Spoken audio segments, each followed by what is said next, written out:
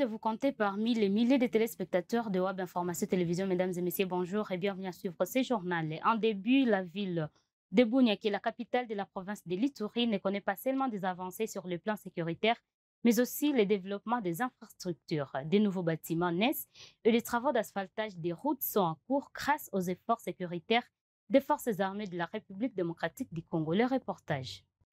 Sous un élan transformationnel, Bunia, chef-lieu de la province de l'Ituri, désormais asphalté du nord, sud, est, ouest, et les travaux continuent jour et nuit pendant l'état de siège. À la modernisation de la voirie urbaine, il faut ajouter l'essor architectural que connaît la capitale provinciale de l'Ituri, où il fait désormais beau vivre. Ces jeunes, ayant quitté Bunia en 2014, n'arrivent pas à croire à la nouvelle image de leur ville, devenue un modèle de développement pour plusieurs villes et cités de l'est de la République démocratique du Congo. Je suis stupéfait comparativement à d'autres provinces, là où j'ai été. La ville de Bunia a changé tellement, chacun se sent à l'aise. D'autres provinces doivent copier le gouverneur de l'Ituri, qu'ils constatent eux-mêmes le changement que connaît cette ville. Chacun doit faire sa part et le pays ira de l'avant. L'Ituri, malgré les difficultés, le développement est palpable. Nous disons félicitations et courage au gouverneur. Ituri nayo malgré les problèmes Ituri, mais le développement iko. Nous disons félicitations et courage au monsieur le gouverneur. Au même moment, les travaux de modernisation de l'aéroport Murongo évoluent sans désemparés, évalués à 61% de réalisation par Barry Aboubakar, directeur technique de l'entreprise Mokaban. Bientôt, les avions gros porteurs pourront atterrir à Bunia. La construction du nouveau tarmac, la nouvelle aire de stationnement, nous sommes environ à 61%. Nous avons entamé les 31 km qui se constituent un nouveau contrat pour la modernisation des voiries de la ville de Bunia. D'autres acteurs de la ville, comme l'avenue Hôtel Kirikou ou bien Mousipela, vont bientôt dire adieu à la poussière et au nid des poules qui les jaugent à la satisfaction des habitants. Félicitations aux autorités, comme il n'y a plus la poussière. Et nous les motards, nous nous forcerons à être propres.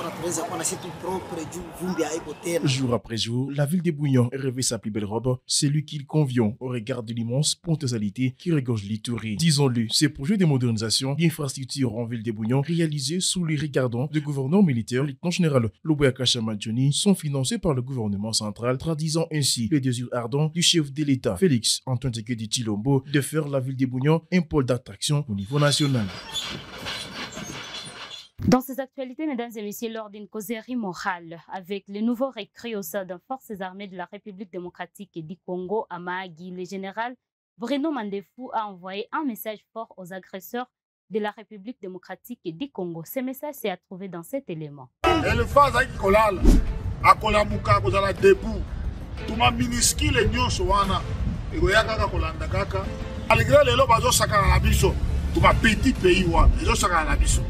Après un temps, on va se sauter. Tu reconnais bien? Tu reconnais bien? Tout un petit pays, ils ont sacré la biso lelo. Mais après l'opi, on va se la biso. Tu vas mater ça ni. Tu reconnais bien?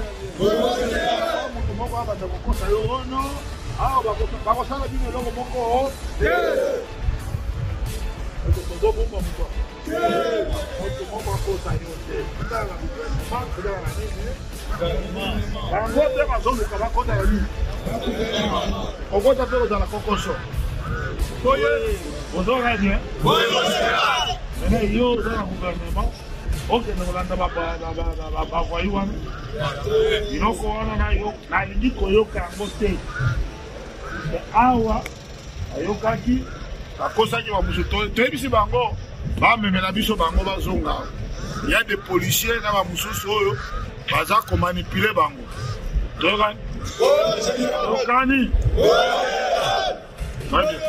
l'armée est politique. Discipline. Qui peut réussir le discipline est athée. La discipline. La dame Ibeko, ils ont eu l'icolo et pas commandant suprême. Et tu vois, pas chef MG, chef d'état-major général, à Tindiango, Nassé, Awa na Ituri. Le commandant des opérations, c'est le gouverneur de province. Tu reconnais? Il y a un copé Sangai Ibeko, il y a opération. Ngai na pesi ba commandant, il y a ma brigade et ma régiment. ma commandant fait brigade ma région fait ma bataillon compagnie peloton section équipe jusqu'au dernier ministère. C'est ça la discipline. Nos soldats ont commis comme doit comme ordre de ceux qui vont on est soldats Dans la suite, après les propos du ministre des Transports et Voies de Communication Jean-Pierre Bemba à l'un des médias congolais, les jeunes Katangais se sont sentis touchés par ces messages et se sont ainsi levés pour défendre leurs notables, comme ils le disent dans cette annonce que je vous propose de suivre. Déclaration de la Confédération des jeunes du Grand Katanga. Lundi 9 juin 2025, M. Jean-Pierre Bemba Gombo, ministre des Transports, a fait une sortie médiatique ratée sur Top Congo, au cours de laquelle il s'est autorisé, toute honte but, d'attribuer des identités étrangères à nos frères katangais Joseph Kabila Kabange et Moïse Katumbi Tchapwe. Sur fond de diffamation et d'imputation dommageable, il a accusé ces deux notables katangais de s'être ligués avec le père de l'Église dans un supposé complot contre les chefs de l'État pour un attentat d'où ces derniers se seraient échappés de la manière dont M. Bemba est le seul à détenir les secrets. Devant la gravité de ces propos et dans l'intérêt de sauvegarder l'honorabilité du président honoraire de la République, de l'ancien gouverneur du Katanga et des évêques de l'Église, nous, membres de la Confédération des jeunes Katangais, intraitables face à la dignité de nos notables, tenons à rappeler à l'opinion le fait avéré ci-après. 1. Il est de notoriété publique que le père de M. Bemba, le fait Bemba Saoulona, avait des origines portugaises.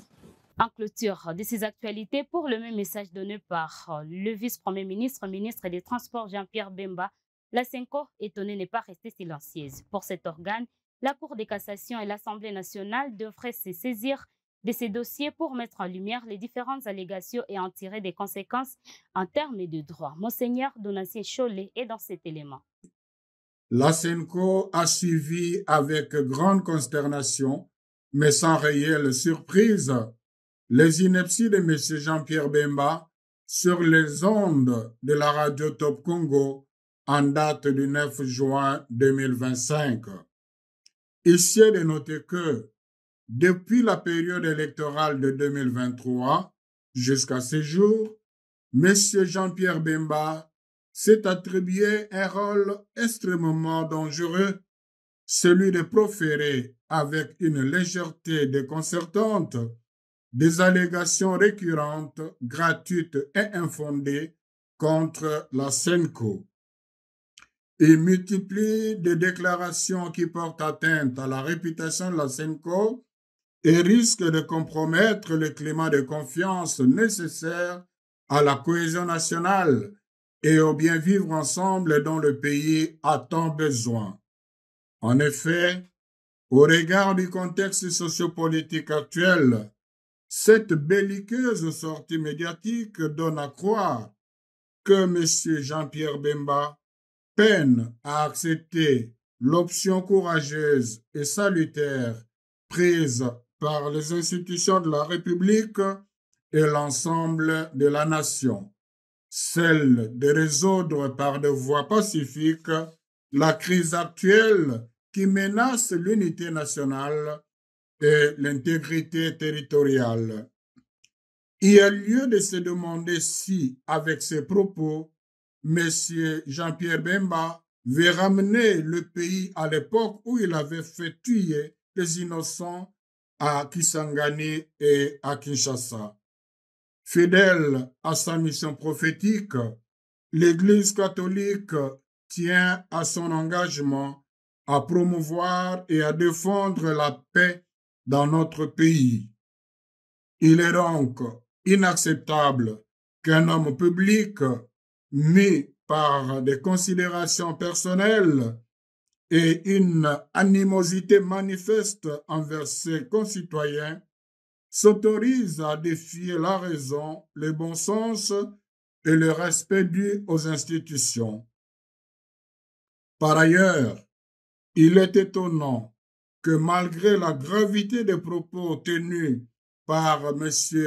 Jean-Pierre Bemba, il n'y ait aucune réaction des institutions de la République et de sa hiérarchie. Normalement, le procureur général près la Cour de cassation ainsi que l'Assemblée nationale devraient se saisir d'office de ce dossier pour faire toute la lumière sur les différentes allégations et en tirer les conséquences de droit. La SENCO exhorte les fidèles catholiques à prier pour les concernés afin que l'esprit de paix descende sur lui et le détourne de la violence dont il fait la promotion. Dans le souci de protéger l'opinion nationale et internationale contre les manipulations grossières et de préserver les acquis des efforts communs de paix, elle se réserve en même temps le droit de saisir la justice. La SENCO réaffirme sa détermination à défendre sans faillir les valeurs de vérité, de justice, de dialogue et de réconciliation. Elle invite le peuple congolais à ne pas céder à la manipulation, au discours de division ou de haine et à demeurer vigilants, unis et mobilisés pour la préservation de notre bien-vivre ensemble, socle de l'unité nationale. Merci pour l'attention que vous avez portée à ce journal, mesdames et messieurs. C'est par cet élément que nous y mettons fin. Portez-vous bien.